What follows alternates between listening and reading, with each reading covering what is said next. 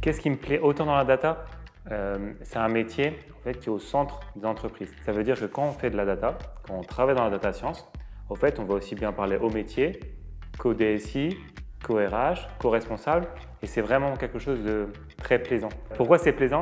Parce qu'en fait, ça nous permet d'avoir encore plus de compétences. Parce qu'à force d'échanger avec le métier, à force d'échanger avec des personnes techniques, on arrive à mieux comprendre leurs problématiques, on arrive mieux à comprendre les objectifs et la vision à long terme de l'entreprise. Ça me plaît vraiment. Et l'autre chose qui me plaît, c'est les compétences nécessaires. Il y en a trois pour moi. Il y a l'informatique, pour pouvoir coder, pour pouvoir créer des algorithmes. Les mathématiques, les statistiques, pour pouvoir vraiment améliorer, comprendre et savoir sortir des informations des grandes bases de données et savoir aussi faire des prévisions. Et la dernière compétence qui est pour moi très importante et malheureusement qu'on apprend un peu moins dans les écoles de data science, c'est ce côté marketing. Comment utiliser ces compétences marketing pour tirer une richesse, pour tirer de la valeur des algos et des données qu'on analyse. Ma journée type, ça commence toujours par la même façon. Je prends un petit pain. Alors je dis petit pain, comme ça on évite le débat chocolatine, pain au chocolat. Dans le Nord, c'est petit pain. Je commence toujours par un petit pain et après, alors ça va être assez étrange ce que je vais vous raconter parce que ça enlève un peu tout le côté vraiment geek et tout ça de la journée type de la data science.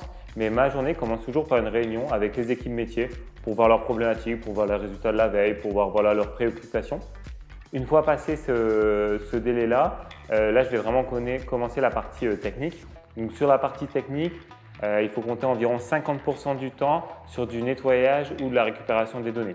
Ce n'est pas la partie la plus fun du métier, mais c'est la partie la plus importante. Parce que si vous gérez bien la partie nettoyage, si vous gérez bien la partie récupération des données, c'est avec cette partie-là que vous allez pouvoir créer le meilleur algo. Donc ça, c'est environ la moitié de mon temps technique. Et après, j'ai à peu près 30% qui sont basés sur la création d'algorithmes, trouver la meilleure solution, hyper paramétrer un modèle. Ça, c'est 30% et c'est vraiment ces 30%-là que tous les médias, toutes les formations parlent, enfin toutes les formations de data science vous parlent, mais ça représente que 30%. Donc il faut faire attention quand vous vous lancez dans ce type de métier de ne pas vouloir faire absolument que de la création d'algorithmes parce que c'est vraiment une partie minime de votre travail.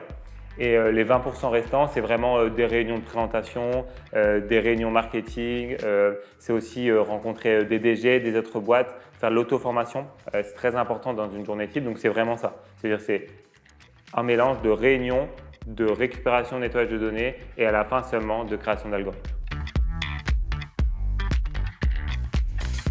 Alors pour moi, pourquoi la data c'est important pour les PME? Déjà, il faut se rappeler un tout petit peu l'histoire. Les PME, il y a quelques temps, voilà, la data, ils pensaient que ce n'était pas fait pour eux parce que tous les médias parlaient de big data, parlaient de data science, parlaient qu'il fallait avoir des volumétries de données très importants et toutes les PME ont cru que la data n'était pas fait pour eux.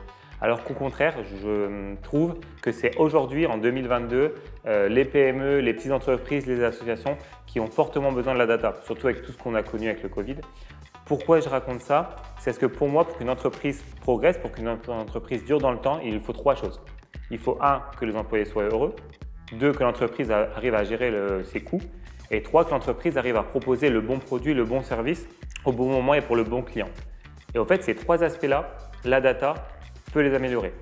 On peut rendre plus heureux des employés en automatisant des tâches à faible valeur ajoutée, des tâches répétitives. Si on arrive à automatiser ces tâches avec la data, les employés vont être plus heureux parce qu'ils vont faire des missions plus intéressantes et aussi ils vont pouvoir exploiter tout leur potentiel. La gestion des coûts, la data va pouvoir par exemple gérer les stocks, va pouvoir aussi gérer les fournisseurs, va aussi pouvoir limiter par exemple la consommation d'électricité ou des choses comme ça qui va permettre de diminuer fortement les coûts de l'entreprise. Et le bon produit au bon moment, c'est vraiment le cœur de la data science. C'est-à-dire pouvoir créer des moteurs de recommandation, par exemple, qui proposent à un client lambda d'arriver sur notre site et qu'on propose le produit le plus adapté à son profil ou à la situation. Ça va être aussi pouvoir adapter le prix, pouvoir adapter la couleur, pouvoir adapter par exemple, la description du produit. Tout ça, si vous utilisez bien la data science dès le départ, ça va vous permettre d'avoir un avantage concurrentiel très important. Et on le voit très bien. Il y a eu la période du Covid, toutes les entreprises ont eu du mal à recruter des nouveaux clients parce que soit les boutiques étaient fermées, soit les personnes avaient d'autres préoccupations. Et on a bien vu que les entreprises qui ont réussi à progresser durant cette période, c'est les entreprises qui ont réussi à gérer leurs bases de données.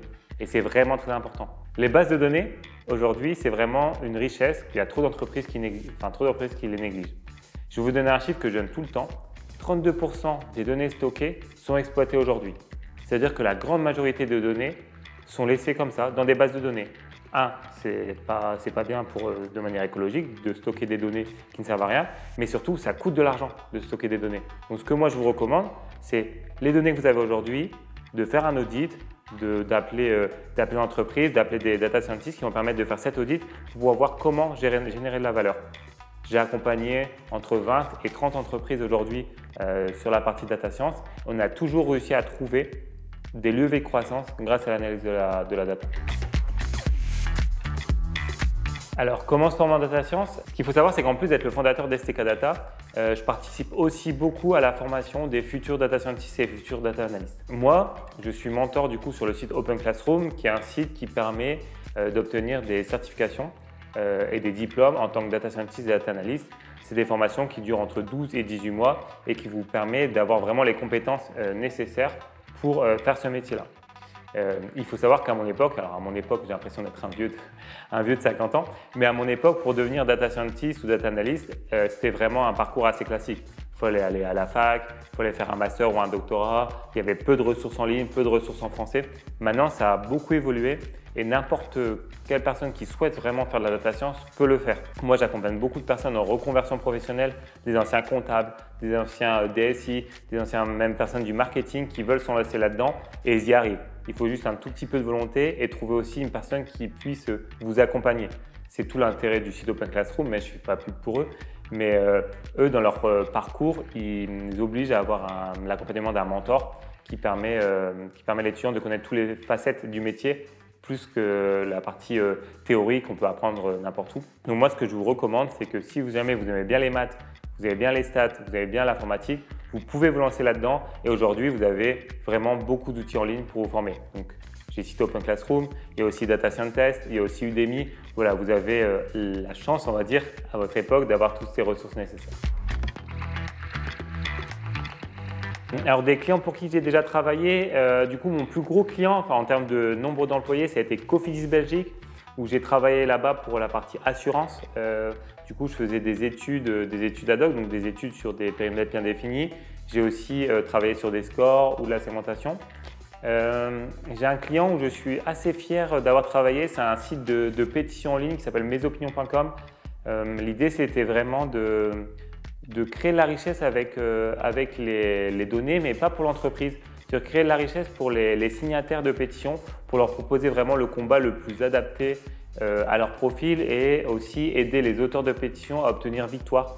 Et j'ai trouvé que c'était vraiment intéressant parce que c'est la première fois que j'utilise la data, on va dire, dans un cadre démocratique, on va dire pour faire le bien, vraiment le bien pour la France ou pour le monde, tout dépendant quelle vision on se met. Mais ça, j'ai trouvé ça vraiment intéressant. Et plus récemment, j'ai aussi accompagné une librairie solidaire qui s'appelle la Bouquinerie du Sar, où je les ai aidés à mieux gérer leur partie vente de livres. Il faut savoir que c'est une entreprise qui aujourd'hui récupère des livres que demain vous allez peut-être jeter. Eux, ils les récupèrent et l'idée, c'est de les revendre pour éviter de les jeter. J'ai trouvé ça vraiment intéressant de les accompagner sur cette partie-là. Et j'en oublie bien plein. J'oublie les Néréides, j'oublie Pinky, j'oublie Adam et Ève, j'oublie AVS. Voilà, il y en a plein. Mais c'est vraiment ces clients-là qui m'ont le plus marqué. Déjà, tous ceux qui me connaissent, ils me considèrent un peu comme fou. Donc, je vais dire fou en premier. Voilà, je suis un peu la personne qui n'est pas très cadrée, qui n'est pas dans le cadre, qui fait beaucoup de bruit. Donc, je vais dire aussi bruyant. Je vais dire sportif. Ça j'adore le sport. J'aime pas m'ennuyer. Il faut que ça bouge tout le temps. Je suis une personne très loyale. Quand je donne mon amitié à quelqu'un, par exemple, c'est pratiquement pour toute la vie. Ça fait maintenant 16 ans que je suis avec ma femme. Voilà, j'ai vraiment ce côté loyal. Et le dernier mot que je dirais que c'est plutôt simple. Je profite de la vie. Je suis plutôt, voilà, j'adore vivre. J'adore passer des soirs avec des amis. J'adore bien manger. J'adore juste voilà, aller dans un parc, raconter ma vie, faire des blagues, etc. Voilà, le mot simple, c'est vraiment très important pour moi. Je dis toujours, il y a pire dans la vie parce que c'est vraiment quelque chose qui me définit. En fait, quand il m'arrive quelque chose de plus ou moins grave, je me dis toujours qu'il doit y avoir pire ailleurs et du coup, ça me permet de relativiser. Donc voilà pour mes caractéristiques. Le plus important dans ma façon de voir les choses, c'est de profiter de la vie parce qu'on ne sait pas quoi demain sera fait.